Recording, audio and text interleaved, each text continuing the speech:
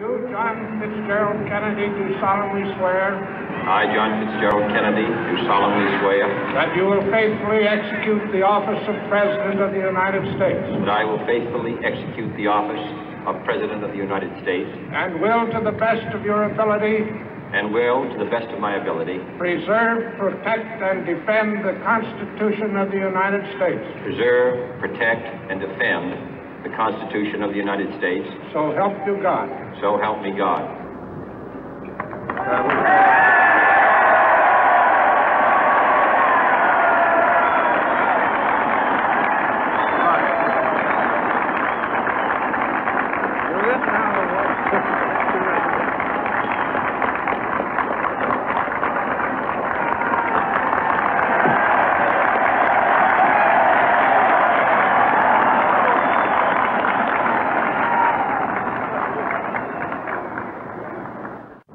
Vice President Johnson, Mr. Speaker, Mr. Chief Justice, President Eisenhower, Vice President Nixon, President Truman, Reverend clergy, fellow citizens.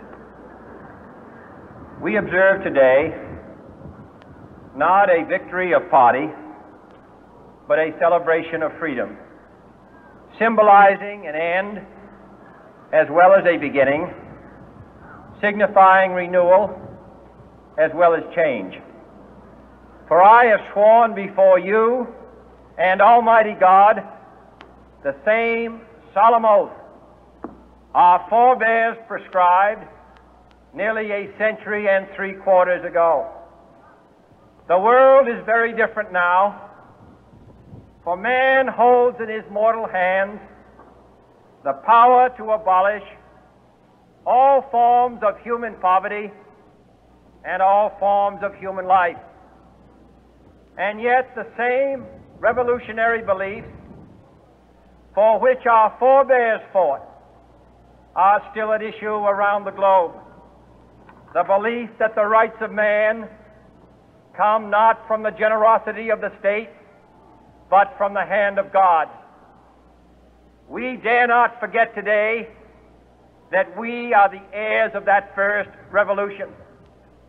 Let the word go forth from this time and place to friend and foe alike that the torch has been passed to a new generation of Americans born in this century, tempered by war, disciplined by a hard and bitter peace, proud of our ancient heritage, and unwilling to witness or permit the slow undoing of those human rights to which this nation has always been committed and to which we are committed today at home and around the world.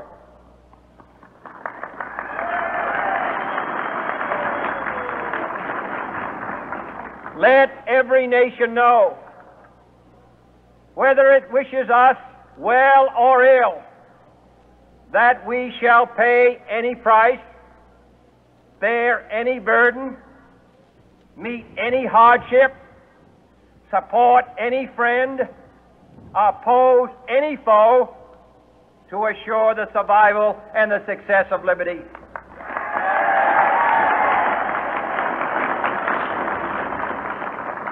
This much we pledge and more. To those old allies whose cultural and spiritual origins we share, we pledge the loyalty of faithful friends. United, there is little we cannot do in a host of cooperative ventures. Divided, there is little we can do, for we dare not meet a powerful challenge at odds and split asunder. To those new states whom we welcome to the ranks of the free, we pledge our word that one form of colonial control shall not have passed away merely to be replaced by a far more iron tyranny. We shall not always expect to find them supporting our view, but we shall always hope to find them strongly supporting their own freedom, and to remember that in the past, those who foolishly sought power by riding the back of the tiger ended up inside.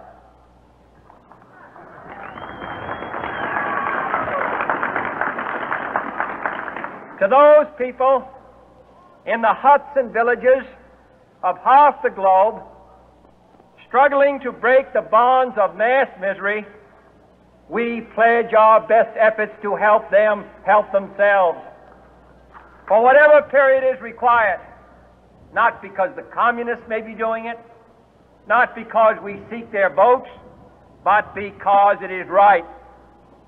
If a free society cannot help the many who are poor, it cannot save the few who are rich.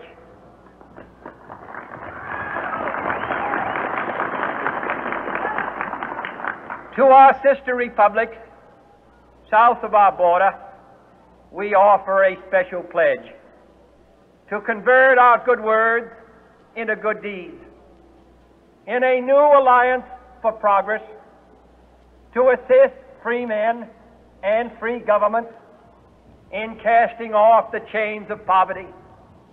But this peaceful revolution of hope cannot become the prey of hostile powers.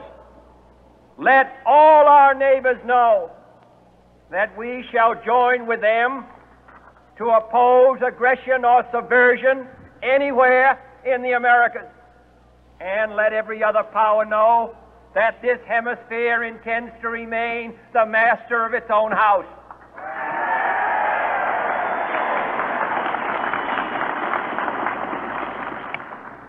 To that World Assembly of Sovereign States, the United Nations, our last best hope, in an age where the instruments of war have far outpaced the instruments of peace, we renew our pledge of support to prevent it from becoming merely a forum for invective, to strengthen its shield of the new and the weak, and to enlarge the area in which its writ may run.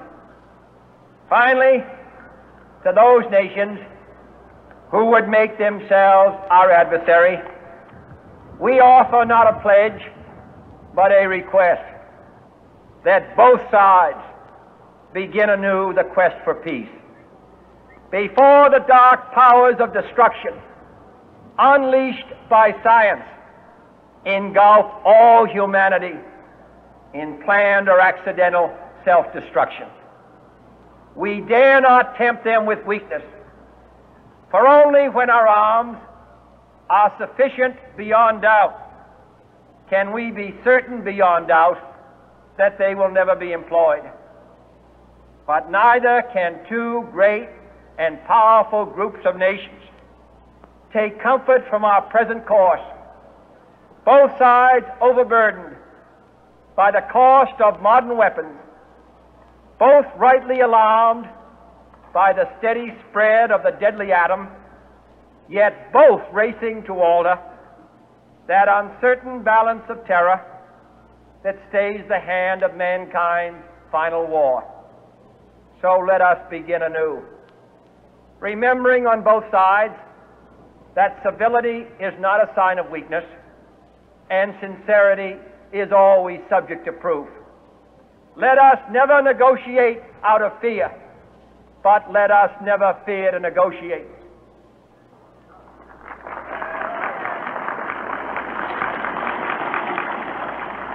Let both sides explore what problems unite us, instead of belaboring those problems which divide us. Let both sides, for the first time, formulate serious and precise proposals for the inspection and control of arms, and bring the absolute power to destroy other nations under the absolute control of all nations.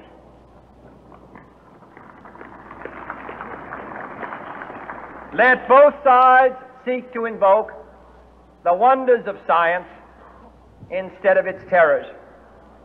Together, let us explore the stars, conquer the deserts, eradicate disease, tap the ocean depth, and encourage the arts and commerce.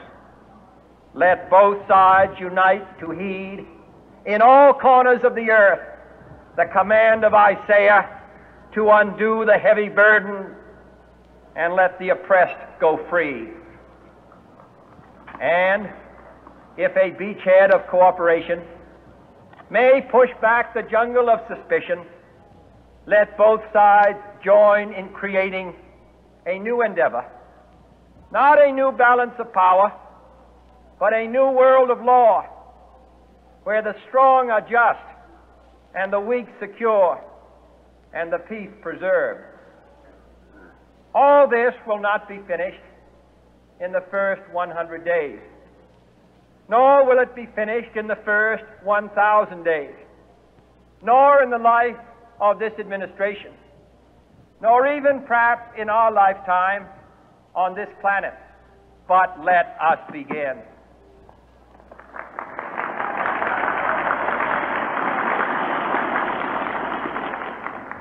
In your hands, my fellow citizens, more than mine, will rest the final success or failure of our course.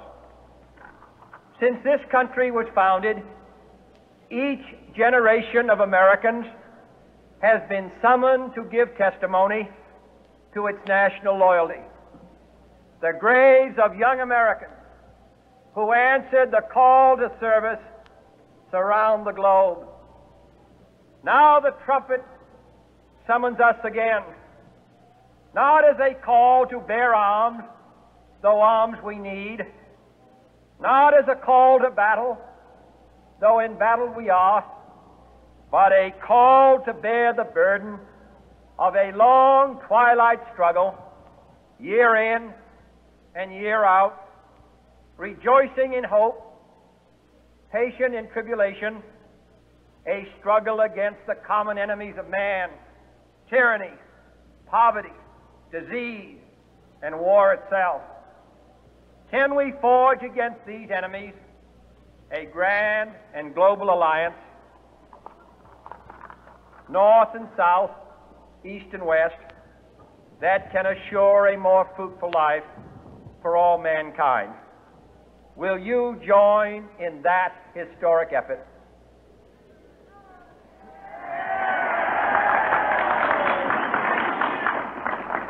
In the long history of the world, only a few generations have been granted the role of defending freedom in its hour of maximum danger.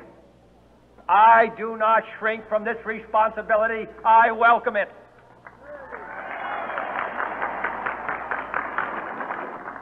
I do not believe that any of us would exchange places with any other people or any other generation.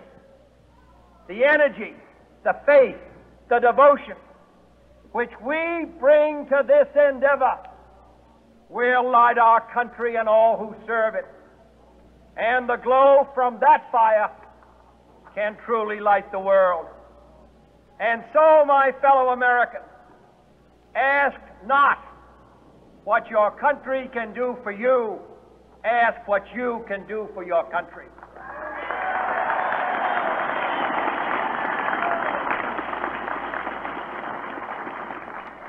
My fellow citizens of the world, ask not what America will do for you, but what together we can do for the freedom of man.